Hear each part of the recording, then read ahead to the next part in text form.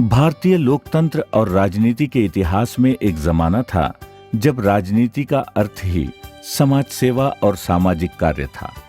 महात्मा गांधी, जयप्रकाश नारायण, पंडित दीनदयाल उपाध्याय, नानाजी देशमुख जैसे कई दिग्गज राजनेता मूलतः सामाजिक कार्यकर्ता थे। देशभक्ति उनकी प्रेरणा थी, वंचितों का विकास उनका लक्ष्य था और राजनीति उनके लिए लक्ष्य नहीं, मात्र एक उपकरण था। मगर परिस्थितियां बदलीं और सोच में भी परिवर्तन आ गया। राजनीति की उठापटक का दबाव देखते देखते इतना बढ़ गया कि राजनीति से मानो सामाजिक कार्य का नाता ही टूट गया। राजनीति में लोक कारण, विकास कारण और समाज कारण अंतर्निहित है। इस तथ्य का एहसास पुनः एक बार जगाना आवश्यक हो गया है। इस पृष्ठभूमि में भारतीय जनता पार्टी के अध्यक्ष नितिन गडकरी ने अपने पहले ही अध्यक्षीय भाषण में अंत्योदय कार्यक्रम का ऐलान किया। भारतीय जनता पार्टी ने हिंदुस्तान के राजनीति में अपने अस्तित्व के साथ अपनी एक अलग पहचान साबित की है। पंडित दीनदयाल उपाध्याय जी से प्रेरणा लेकर हम सब कार्यकर्ता काम करते हैं। हमको राजनीति नहीं, राष्ट्र नीति करनी है। बृहत्तर राजनीति या लोकनीति करनी है। केवल सत्ता का राजकारण और सत्ता के अंतिम पद पर पहुंचना ये हमारा उद्देश्य नहीं है।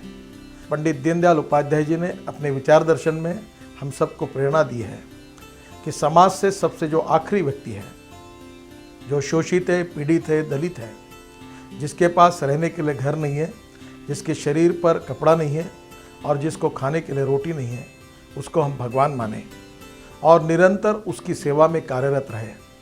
जिस दिन उसको रोटी, कपड़ा और मकान मिलेगा, उसी दिन हमारा सपना पूरा होगा, ऐसा हम समझेंगे और तब तक कार्य करते रहेंगे। यही विचार का भाव उन्होंने अंत्योदय के विचार में हम सबको दिया है। अंत्योदय का शाब्दिक अर्थ है पंक्ति में खड़े अंतिम व्यक्ति को विकास के माध्यम से अग्रिम पंक्ति में लाना। अंत्योदय दर्शन का मूल मंत्र सामाजिक न्याय तथा व्यापक विकास की अवधारणा है। सरल शब्दों में यदि कहें तो अंत्योदय वो कार्यक्रम है जिसके अंतर्गत भारतीय जनता पार्टी चाहती है कि सभी स्तरों पर पार्टी के पदाधिकारी, पार्टी के चुने हुए प्रतिनिधि, पार्टी के प्रत्येक संगठनात्मक इकाई और अंततः पार्टी का प्रत्येक कार्यकर्ता नियमित रूप से सेवा अथवा विकास कार्यों में जुट जाए, जिससे कि समाज के उपेक्षित वर्ग की सहायता हो। हमें इसका स्मरण होना चाहिए कि हमारे सभी शीर्षस्थ नेताओं ने हमेशा रचनात्मक कार्य पर बल दिया है। भारतीय जनता पार्टी में अंत्योदय कार्यक्रम के लिए आज अत्यंत अनुकूल वायुमंडल है। अंत्योदय कार्यक्रम के पीछे जो संकल्पना है, उसका केंद्र बिंदु है कार्यकर्ताओं की सामाजिक संवेदना। इसी संवेदना को जगाते हुए वंचितों और पीड़ितों के दुख दर्द मिटाने हाथ में लिए अन्यान्य कार्यक्रम यानी अंत्योदय के मार्ग पर उठाए गए ताकतवर कदम हैं। गरीब से गरीब भी भूखा ना सोए, इसी चिंता से प्रेरित मध्य प्रदेश के वरिष्ठ कार्यकर्ता और वर्तमान मंत्री कैलाश विजयवर्गीय ने इंदौर शहर में निरंतर अन्नदान का केंद्र बरसों से चलाया है। इंदौर के धनिक तीज त्योहारों के समय और शादी ब्याह के अवसर पर बनाए गए मगर उपयोग में ना लाए गए खाद्य पदार्थ कैलाश जी की संस्था को देते हैं और कैलाश जी उसे योजना बनाकर ठीक तरीके से वितरित करते हैं। पेट भर खाने के साथ ही व्यक्ति चाहता है सहारा और सम्मान। हमारे वरिष्ठ नेता और पूर्व केंद्रीय मंत्री राम नाईक कुष्ठ रोगियों का दुख दर्द समझते हुए उनकी समस्याओं का समाधान संसदीय प्रयासों से भी निकालने की कोशिश करते आए हैं।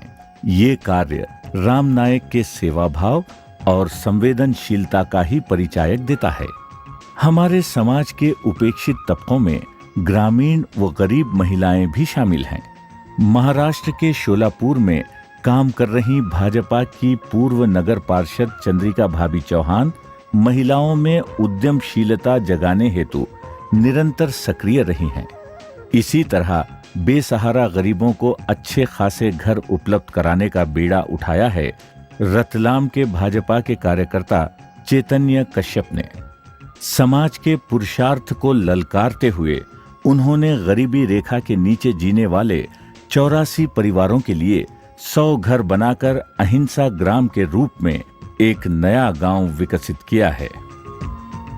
लगातार चौथी बार कर्नाटक से चुने गए युवा सांसद अनंत कुमार हेगड़े ने अपने चुनाव क्षेत्र में सामाजिक कार्य का मजबूत नेटवर्क खड़ा किया है। समाज का जो दुख है, जो दर्द है, उसका समाधान करने के लिए हमें अलग तरीके से काम करना होगा। बस सेवा ही एक माध्यम है। विभिन्न तरीके से समाज के अति उपेक्षित वर्गों की चिंता कर रहे इस सांसद ने नारियल और सुपारी के ऊंचे ऊंचे पेड़ों पर चढ़ने वाले सभी बागबान मजदूरों का बीमा करवाकर उन्हें सुरक्षा कवच प्रदान किया है।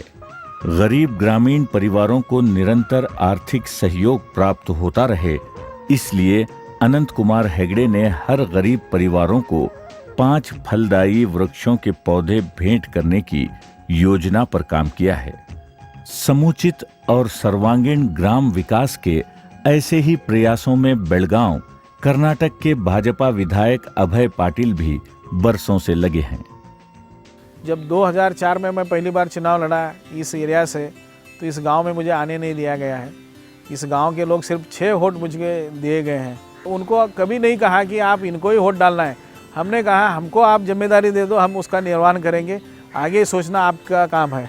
तो जब आप ऐसे काम करते हो निष्ठा से, अपने लगन से, तो आपके साथ हर व्यक्ति जुड़ेगा समाज का।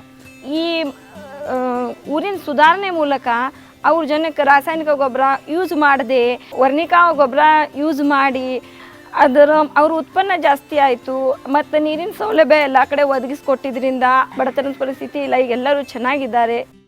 रायपुर भाजपा के एक प्रमुख कार्यकर्ता लोकेश कावड़िया भी शिक्षा, महिला सशक्तिकरण तथा रोजगार के क्षेत्र में सुनियोजित कार्य करते हुए अपना योगदान देते आ रहे हैं। शिक्षा के क्षेत्र में करने लायक अनगिनत कार्य हैं।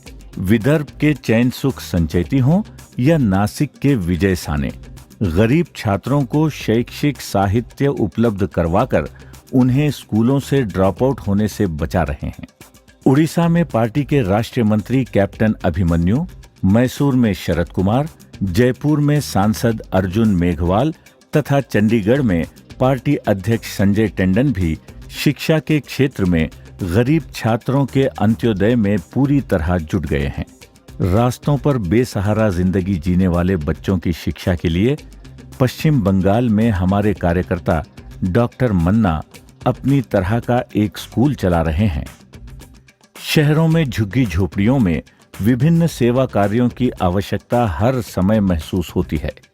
मुंबई में युवक प्रतिष्ठान के माध्यम से झोपड़ी निवासी गरीबों की सेवा में जुटे किरीट और मेघा सोमैया हो, या दिल्ली में भाजपा के युवा पदाधिकारी राजू बब्बर को गरीबों की बस्ती ही उनके कार्य का निरंतर केंद्र रहा है। केरल में पार्टी के प्रदेश उपाध्यक्ष बी.के. शेखर मरीजों, गरीब रोगियों की सहायता हेतु अपने एक ट्रस्ट के माध्यम से लगातार काम कर रहे हैं।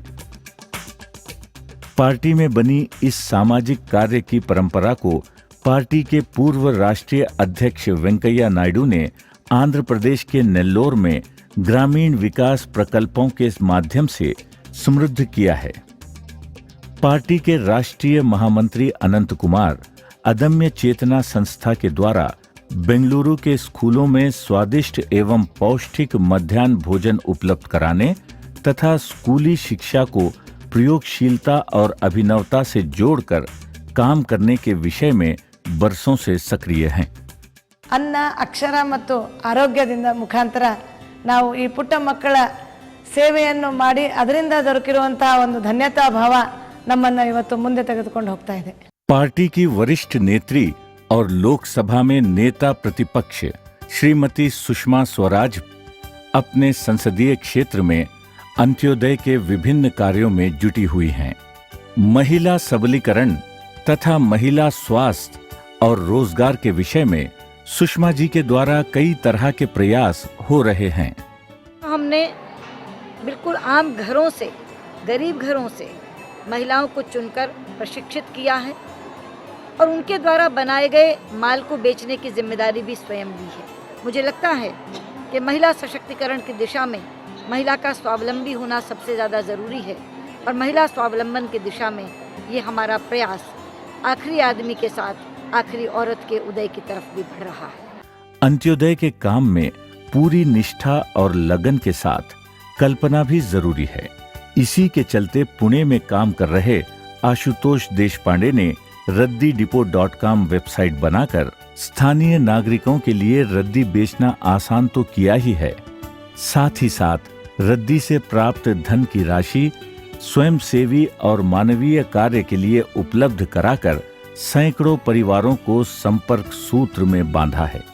या उपक्रमातून आपण दर महिना जवळपास 1 लाख किलो रद्दी एवढी गोळा करतो, तर 7 लाख रुपये प्रति महिना एवढी मोठी रक्कम या प्रोजेक्टमधनं उभी राहते आणि याच्यातले जवळपास निम्मी रक्कम NGOजना डोनेशनमध्ये दिली जाते। पार्टी के सभी कार्यकर्ताओं का निरपेक्ष भाव से गरीबों की सेवा और विकास के लिए सक्रिय होने का निवेदन करने वाले पार्टी अध्यक्ष नितिन गडकरी भी तरह तरह के कामों में लगे हैं। सहकारिता से लेकर सौर ऊर्जा तक और जैविक ईंधन से लेकर आदिवासी बच्चों के कुपोषण को मिटाने तक अनेक विषयों में अपनी विशिष्टतम सोच रखने वाले नितिन जी बांस के माध्यम से आदिवासियों को रोजगार दिलवाने हेतु कई वर्षों से सक्रिय हैं। सामाजिक सेवा के ये रहे कुछ चुनिंदे उदाहरण। इनके अतिरिक्त भी कितने सारे लोग आज भी सक्रिय हैं। हमें ये एहसास होना चाहिए कि हम भी अपने रचनात्मक कार्य के आधार पर इस देश का सामाजिक व आर्थिक चित्र बदल सकते हैं। स्वर्गीय नानाजी देशमुख ने चित्रकूट में ये कर दिखाया है। हमें चाहिए कि हम चित्रकूट जैसे सेवा और विकास प्रकल्पों को देखें और उससे प्रेरणा लें। मैं ये मानता हूँ सत्ता की राजनीति के साथ समाजकारण करें, राष्ट्रकारण करें और विकासकारण करें।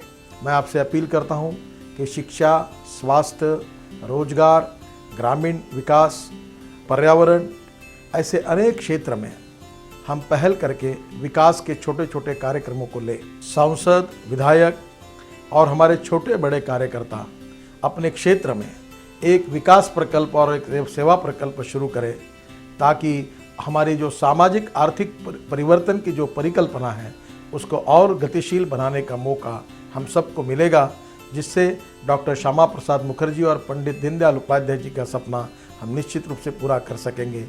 चलो हम सब लोग मिलकर उस दिशा से प्रयास करें और निश्चित रूप से कोशिश करें कि हमारे देश को 21वीं सदी की सुखी, समृद्ध और संपन्न और सामर्थ्यशाली हिंदुस्तान को निर्माण को पूरा करने के लिए हम इस अंत्योदय के कार्य को भी विशेष रुचि के साथ करें। यही मैं आपसे अनुरोध करता हूँ। राष्ट्रीय अध्यक्ष नितिन गडकरी जी के माध्यम से समूची भारतीय जनता पार्टी आप सभी से अपील कर रही है कि हम भी ऐसे किसी न किसी प्रकल्प के माध्यम से गरीबों की सेवा तथा विकास के लिए सक्रिय बने। कानूनी परामर्श, अपाहिजों की सेवा, बच्चों के लिए संस्कार केंद्र, महिलाओं के स्वयं सहायता समूह, करियर गाइडेंस के केंद्र, गरीबों के मेडिकल चेकअप के लिए निरंतर कार्य, ऐसे कई काम हम आसानी से कर सकते हैं। बड़े से बड़े अधिकार या पद पर भी हमें शायद जो नहीं मिलेगा वो संतोष हम पाएंगे जब हम किसी अपाहिज, मरीज, भूखे या गरीब व्यक्ति के चेहरे पर एक मुस्कान देखेंगे। ध्यान में रहे, अंत्योदय अंत नहीं है, ये तो एक नई शुरुआत है हमारे सभी के सामाजिक दायित्व को नया उद्गार देने की। आइए हम सभी इस प्रयास में जुट जाएं। चलो जलाएं दीप वहां। है।